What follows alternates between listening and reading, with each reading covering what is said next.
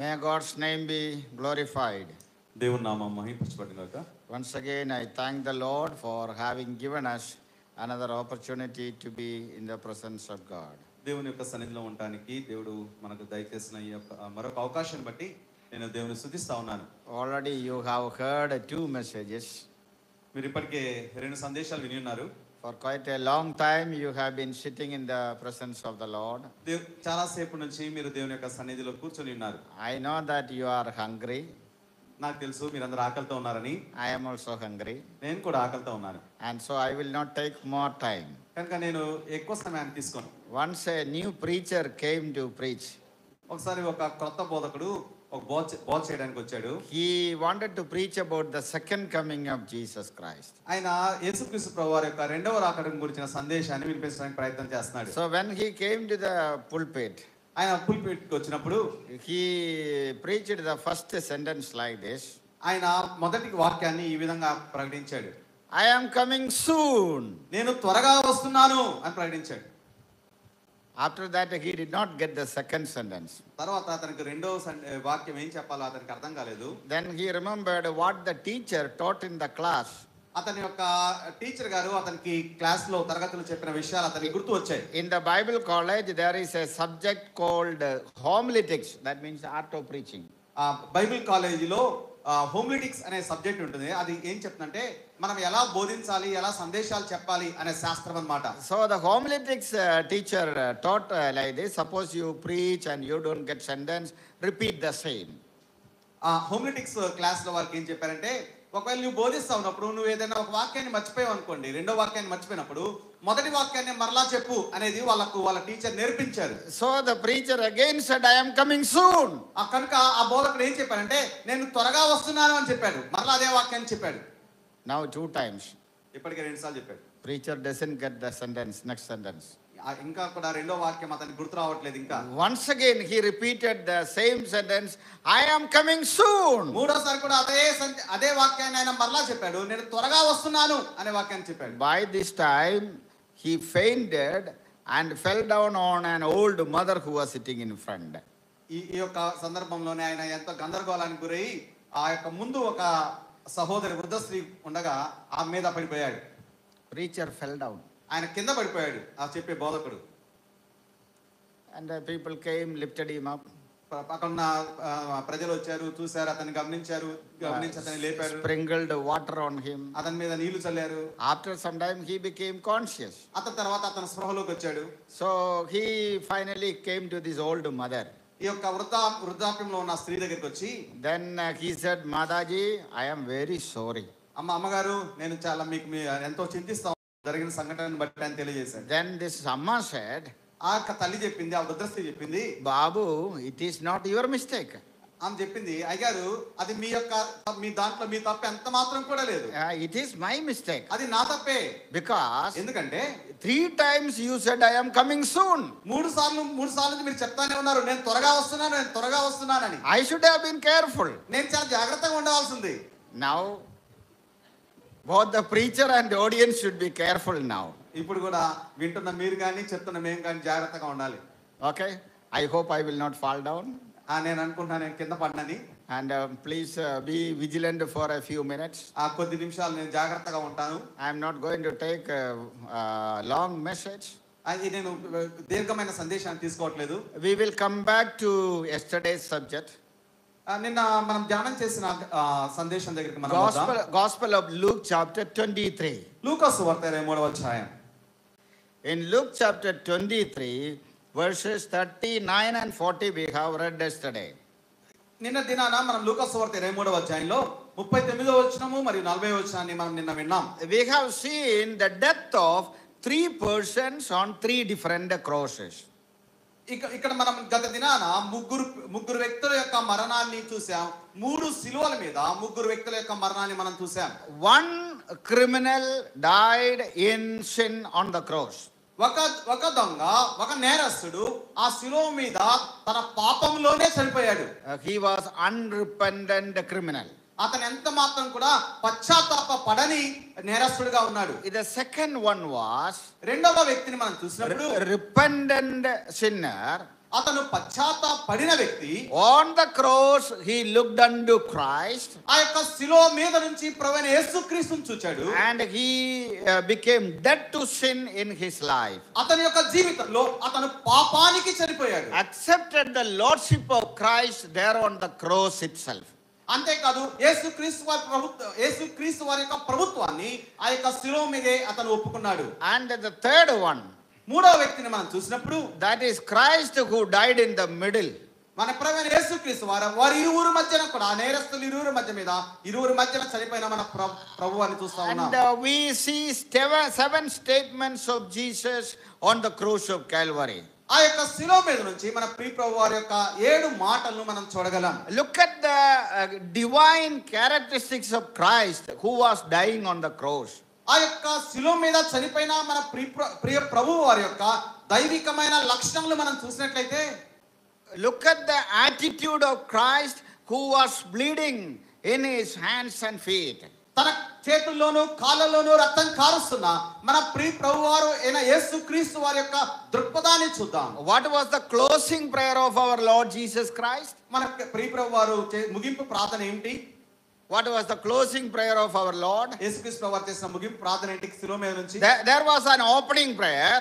ఆయన ప్రారంభ ప్రార్థన ఉంది. That is there found in the Gospel of Luke. అది లూకా సువార్తలో మనం చూడవచ్చు. And he has started his ministry with an opening prayer.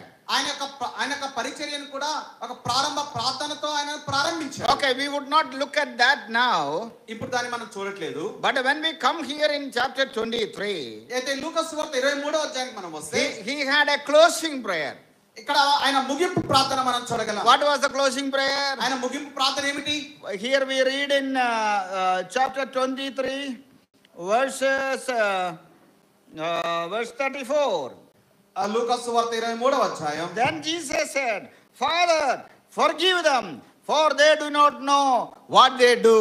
23వ అధ్యాయం 34వ వచనం చూస్తే, యేసు తండ్రి వీరేమి చేయుచున్నారో వీరెరుగరు గనుక వీరిని క్షమించుమని చెప్పెను. This is considered to be the closing prayer of our Lord. ఇది యేసుక్రీస్తు ప్రభువు యొక్క ముగింపు ప్రార్థనగా మనం భావించవచ్చు. Look at the beauty of this prayer. ఈ ప్రార్థన యొక్క సౌందర్యాన్ని చూద్దామా? When he was dying on the cross, ఆయన శిలువ మీద వేలాడుతా ఉన్నప్పుడు, చనిపోతా ఉన్నప్పుడు, when he was hanging on three nails, ఆయన ఆ 3 మ్రేకుల మధ్య వేలాడదీసినప్పుడు, when he was in agony and pain, ఆయన ఎంతో వేదనతో కూడా ఉన్నప్పుడు, when he was put to shame and pain in his life, ఆయన జీవితంలో అవమానానికి బాధాకరమైన పరిస్థితులకు ఆయన గురైనప్పుడు, when he was going through all despise and reproach in his life, ఆయన జీవితంలో వెలివేత అనేకమైన అవమానాలు ఎదుర్కొంటా ఉన్నప్పుడు, when people shouted crucify him, crucify him, అక్కడ ప్రజలందరూ కూడా ఆయన సిలువవేము సిలువవేము అని కేకలు వేస్తా ఉన్నప్పుడు, when people shouted if you are the son of God come down from the cross, ప్రజలందరూ అతన్ని కేకలు వేస్తా, నీవు దేవుని కుమారుడు అయితే శిలువ మీద నుంచి దిగిరమ్ము అని కేకలు వేస్తా ఉన్నప్పుడు, and when he was in all kinds of suffering and when the intensity of suffering was in its climax, ఆయన అనేకమైన వేదనలు పొంది ఆ యొక్క వేదనలు తీవ్రమైన వేదనలు అవంతా కూడా చివరికి వచ్చిన సమయంలో, look at the good attitude of our Lord. అక్కడ మన ప్రియ ప్రభువైన యేసుక్రీస్తు వారి యొక్క వ్యక్తిత్వాన్ని చూద్దాం. He looked unto Father. ఆయన దేవాతి దేవుని వైపు చూశాడు, తండ్రి వైపు చూశాడు. What was the final prayer? ఆయన చివరి ప్రార్థన ఏంటి? Father, forgive them. తండ్రి వీరిని క్షమించుము అని ప్రార్థన చేస్తాడు. Father, forgive them. తండ్రి వీరిని క్షమించుము అని ప్రార్థన చేస్తాడు. Why? Because ఎందుకనగా they do not know what they do. వారు ఏం చేస్తున్నారు వారు ఎరగట్లేదు. Oftentimes we do many things without knowledge, right? చాలా సందర్భాల్లో మనం కూడా మనకు తెలియకుండానే చాలా విషయాలు చేస్తూ ఉంటాం కదా. And we sometimes do not have this great attitude of our Lord. అయితే ఇలాంటి దేవుని యొక్క గొప్ప వ్యక్తిత్వం మన జీవితాల్లో లేదు. We find it difficult to forgive our brothers and sisters. మన జీవితంలో చాలా సందర్భాల్లో మన సహోదరులను సహోదరులను మనం క్షమించడానికి ఎంత మాత్రమే ఇష్టపడం. Recently one brother preached like this. ఈ మధ్య కాలంలో ఒక బోధకుడు ఈ విధంగా బోధ చేశాడు. If anybody tells lie, his tongue should be cut. ఎవరైనా అబద్ధాలు చెప్పినట్లయితే అతని యొక్క నాలికను కత్తిరించాలి అని చెప్పాడు. I was translating for him. అతనికి నేను ట్రాన్స్లేట్ చేస్తా ఉన్నాను. It was very difficult for me to translate it. అది ఆ మాటను తర్జుమా చేయడం నాకు చాలా ఇబ్బందిగా అనిపించింది. If that is the case, I think his tongue should be cut first of all. ఒకవేళ అదే నిజమైతే ముందు అతని యొక్క నాలుకను ముందుగా కట్ చేయాలి. That kind of holy men are not here, I am sure. That kind of holy men are not here in the world. అటువంటి పరిశుద్ధులు ప్రపంచంలో లేరు అని నేను అనుకుంటా ఉన్నాను. Is there anyone in this auditorium who never told a lie? ఇక్కడ కూర్చున్న వారు అందరిలో, లోపల కూర్చున్న వారు కానీ బయట కూర్చున్న వారిలో ఎన్నడూ కూడా అబద్ధం చెప్పిన వారు ఎవరైనా ఉన్నారా?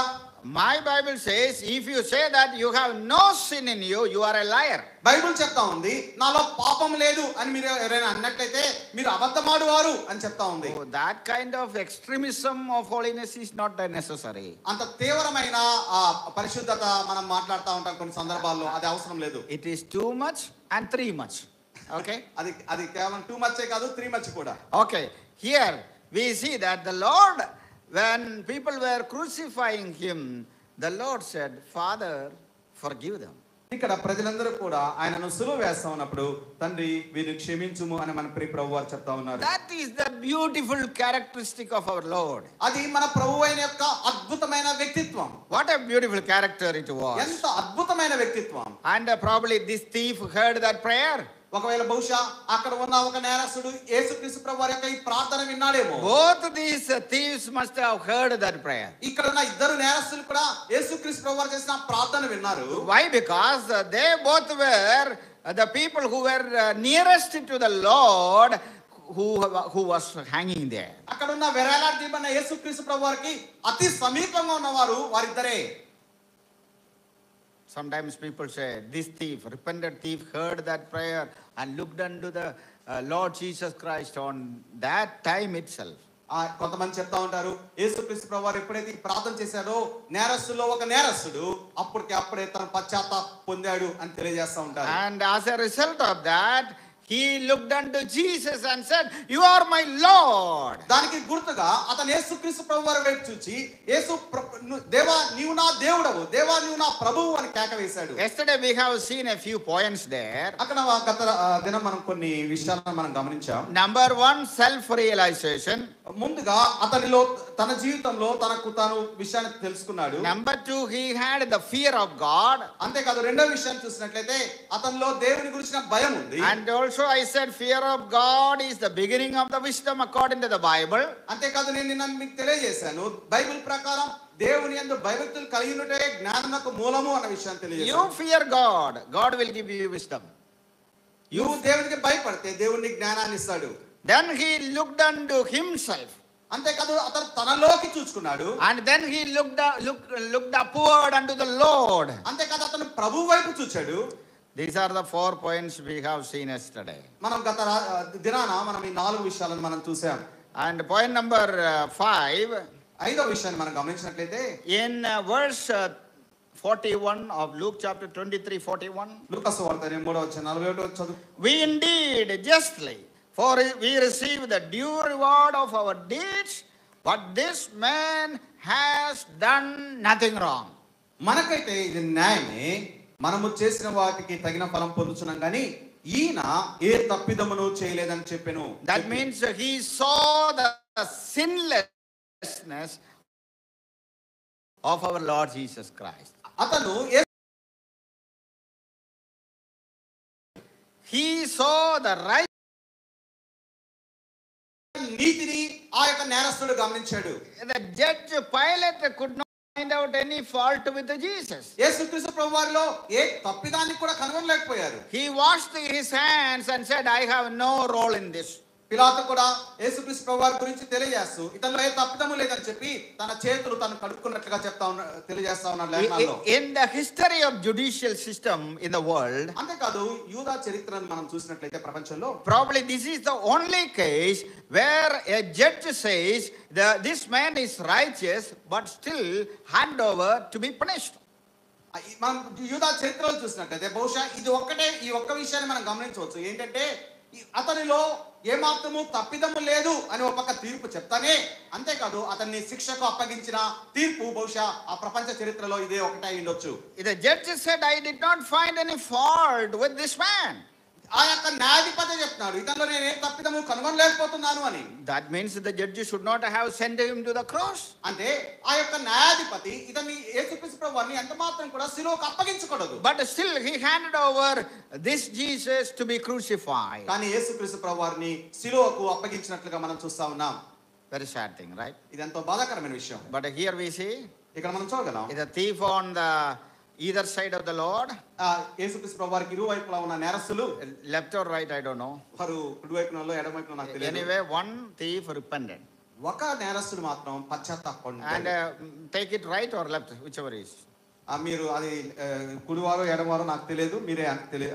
I think our people are happy with the right. Okay, you take right. ఒకవేళ మీకు కుడివైపున ఉన్న వాడే రక్షణ పొందాడు అని మీకు సంతోషమైనట్లయితే సరే అలానే తీసుకోండి. Okay, this thief heard the prayer of the Lord.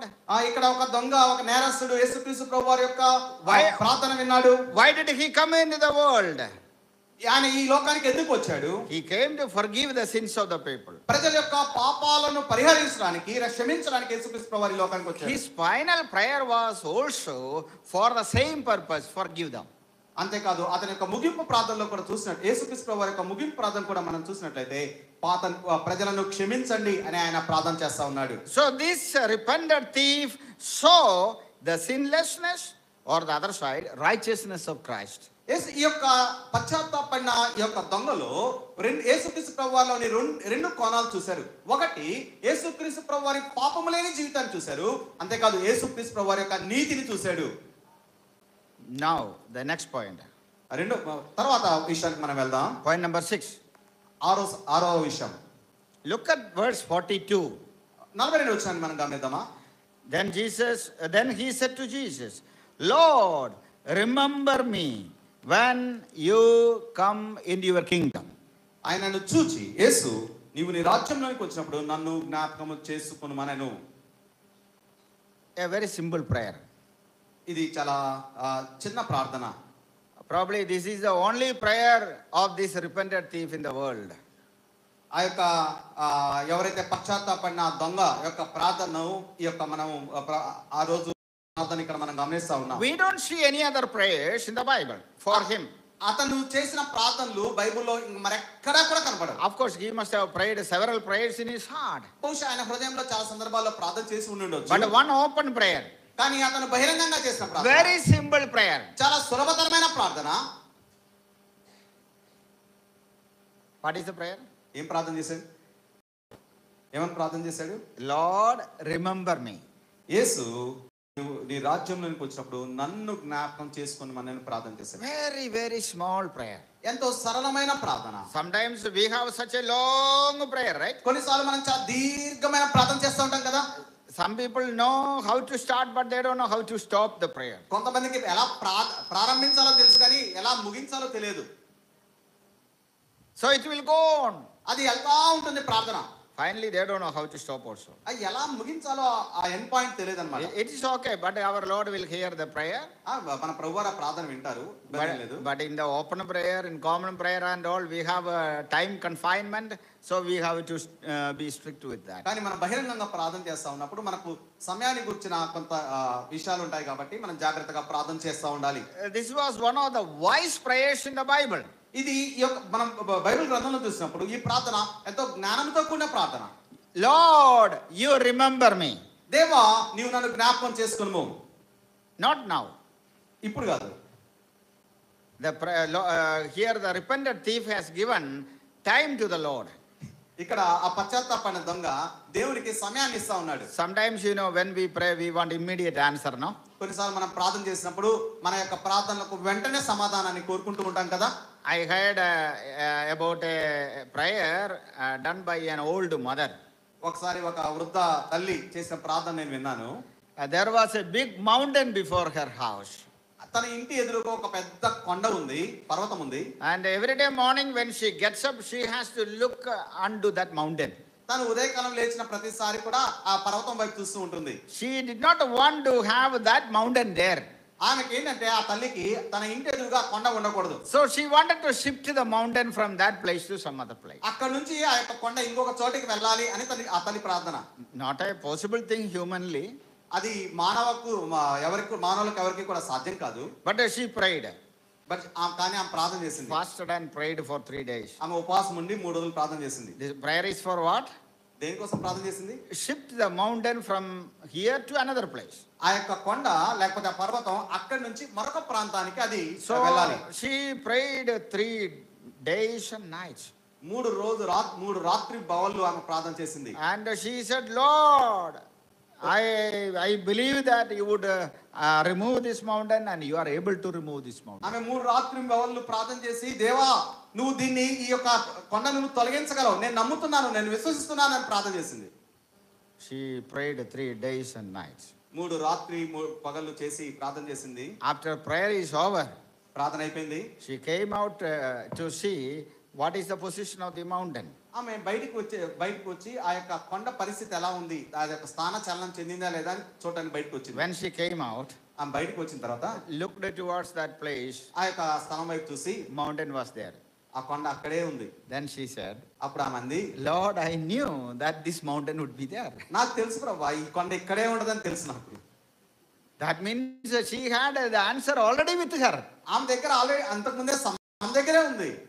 Already there was an answer for her. తన దగ్గర ఇంతకుముందే సమాధానం కలిగి ఉంది, ఏం జరగబోతుంది అన్న విషయం తనకు తెలుసు. And the answer was there because she knew already that the Lord is not going to remove the mountain. తనకు ముందే తెలుసు అది దేవుడు ఆ కొండను షిఫ్ట్ చేయట్లేదు లేకపోతే స్థాన చలనం జరిగించట్లేదు అని తనకు తెలుసు ఆ విషయం. Then why did she pray for 3 days? కానీ ఎందుకు ఆమె 3 రోజులు ప్రార్థన చేసింది? It was waste of time. అది ఎంతో కూడా సమయం అంతా కూడా వ్యర్థం చేసుకోవడమే. If you know the answer, please don't pray. నీకు సమాధానం తెలిసినట్లయితే దయచేసి ప్రార్థన చేయవద్దు. It is our right to pray, but it is his right to answer. మన ప్రార్థన చేయడం మన బాధ్యత, కానీ ప్రార్థనకు జవాబు ఇవ్వడం దేవుని యొక్క ఆధిక్యత. Here this repentant thief prayed only a very small prayer. ఇక్కడ ఈ పశ్చాత్తాపడిన దొంగ చాలా చిన్న ప్రార్థన చేశాడు.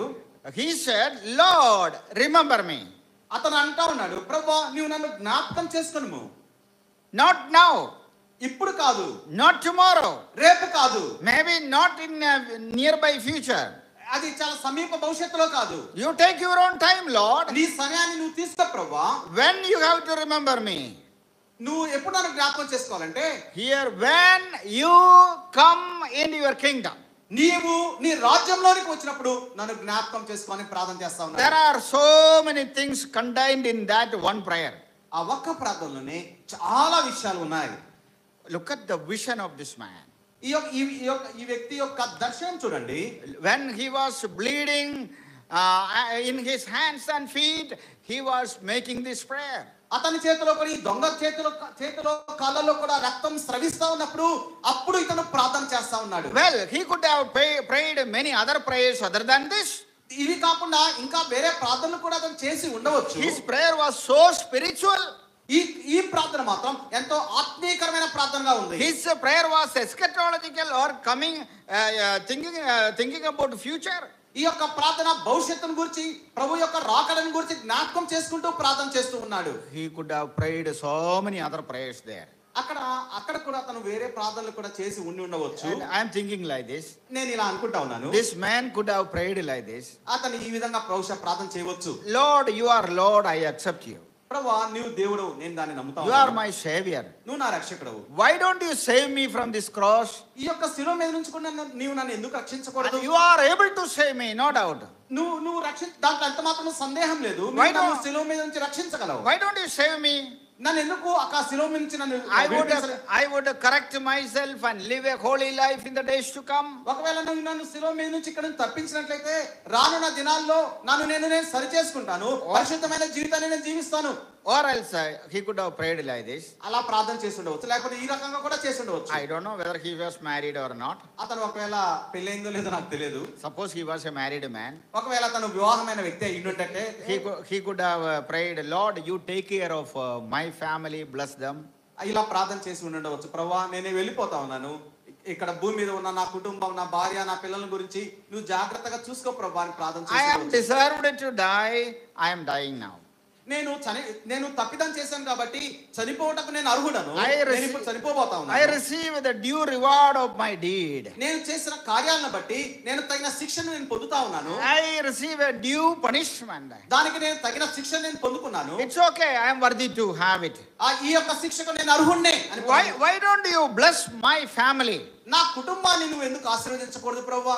You take care of my family, Lord.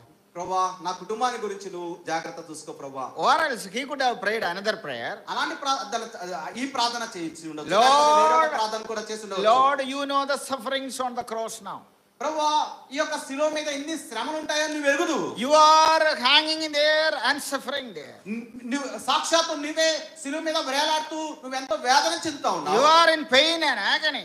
నువ్వు కూడా ఎంతో వేదన చెందుతా ఉన్నావు, బాధపడతా ఉన్నావు. Bleeding hands and feet, you see. చేతుల్లో రక్తం స్రవిస్తా ఉంది, కాళ్ళల్లో రక్తం స్రవిస్తా ఉంది. Why don't you give me little relief from this pain?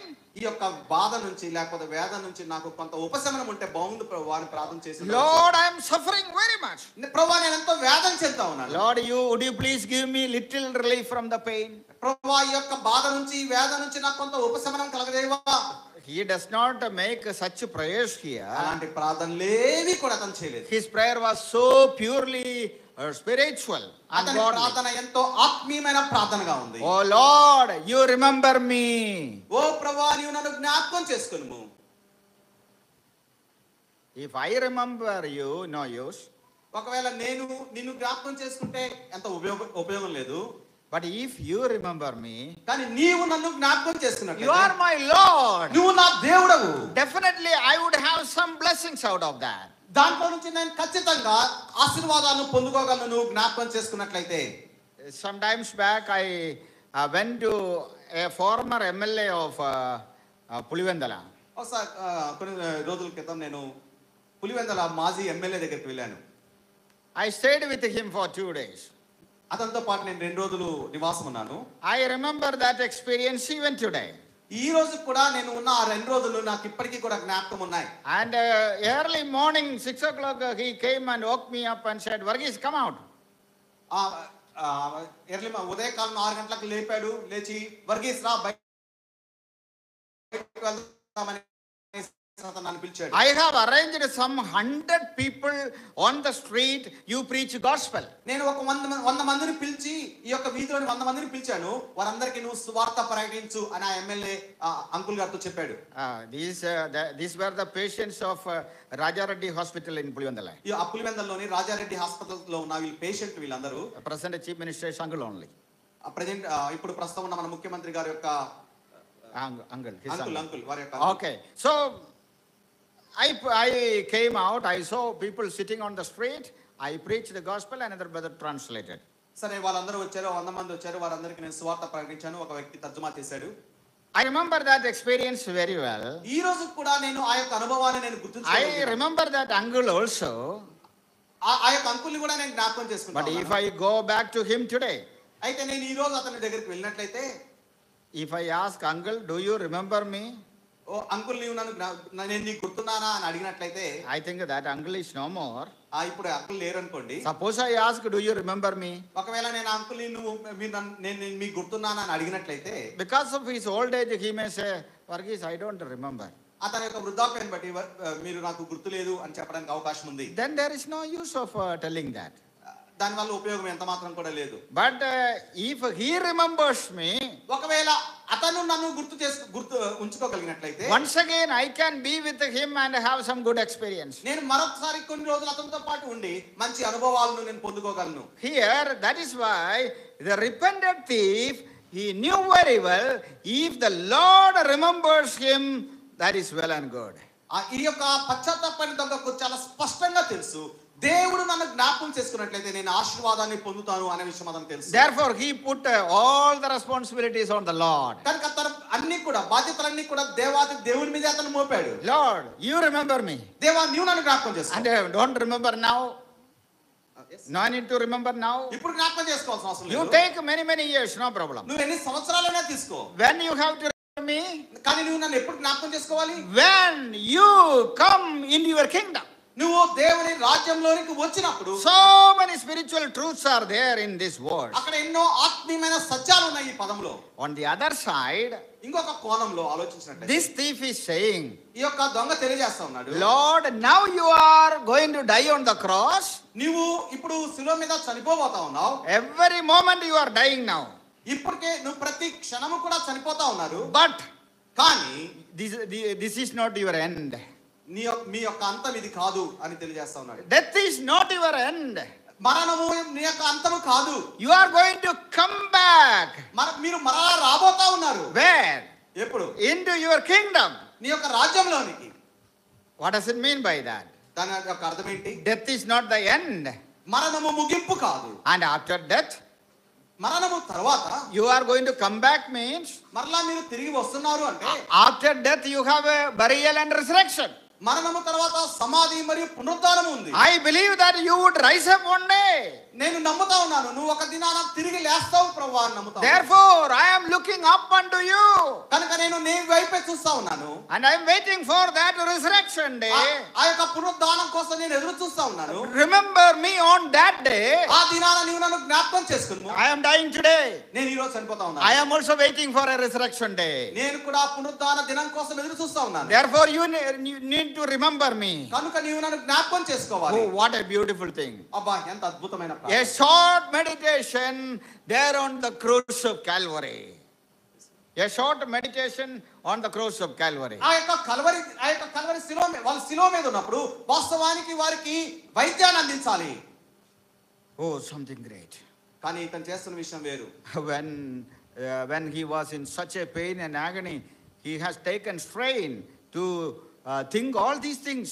కానీ ఆ యొక్క శిలువ మీద ఉన్నప్పుడు అతను అన్ని దేని గురించి ఆలోచన చేశాడంటే ఈ గొప్ప విషయాలు ఆ రాజ్యాన్ని గురించిన విషయాలు ఆ శిలువ మీద నుంచి ఆ దొంగ ఆలోచన చేశాడు. My time is already over. నా సమయం ఇప్పటికే అయిపోయింది. And I know that you are waiting for me to close. మీరందరూ కూడా నేను ముగించాలని మీరు ఆశపడతా ఉన్నారు. And I am also hungry. I will close now. నేను కూడా ఆకలిగా ఉన్నాను. నేను కూడా దాన్ని ముగిస్తాను. But this subject will continue. దీన్ని మనం దీన్ని కంటిన్యూ చేద్దాం. All these things are not over. ఇవన్నీ కూడా ఇంకా అయిపోలేదు. This is a very, very long message. ఇది చాలా పెద్ద subject. But I will not take long time. కానీ నేను ఎక్కువ సమయాన్ని తీసుకోను. Okay, we will continue in the next session possibly. తర్వాత సెషన్ లో మనం ఈ విషయాన్ని కొనసాగిద్దాం. So have the experience of this repentant thief. ఆ యొక్క పశ్చాత్తాపన దొంగ కలిగిన ఆ యొక్క వ్యక్తిత్వాన్ని మనం కూడా కలిగి ఉందాం. And learn to meditate on God's word even in pain and agony. That is what he teaches us. ఇబ్బందుల్లో శ్రమల్లో కూడా దేవుని వాక్యాన్ని ధ్యానించడానికి మనం ప్రయత్నం చేద్దాం. Life experiences may be different. మన జీవిత అనుభవాలు వేరుగా ఉండొచ్చు. We will have pain, agony, trouble, suffering, predicaments, everything. మన జీవితంలో అనేకమైన శ్రమలు, కష్టాలు, వేదనలు, ఇబ్బందులు అన్నీ ఉండొచ్చు. And a repentant thief says it is okay. Have a future vision about the kingdom of God even in such a critical time. అటువంటి విపత్కరమైన పరిస్థితుల్లో కూడా దేవుని యొక్క రాజ్యాన్ని గురించిన దర్శనం ఆ యొక్క పశ్చాత్తాపన దొంగలో మనం చూస్తా ఉన్నాం. May the Spirit of God enable us to have such a good experience of meditation in the coming days in our life. మన ప్రభువైన యేసుక్రీస్తు వారు అటువంటి గొప్ప అనుభవాన్ని దేవుని వాక్యాన్ని గురించిన అనుభవాలు శ్రమల్లో కూడా అటు అనుభవం కలిగి మనం ముందుకు కొనసాగడానికి దేవాదేవుడు మనకు సహాయం చేయును గాక. May God bless us by this word. దేవుడు మనల్ని అందరినీ కూడా దీవించును గాక. తల వంచుకుందాం, ప్రార్థన చేసుకుందాం.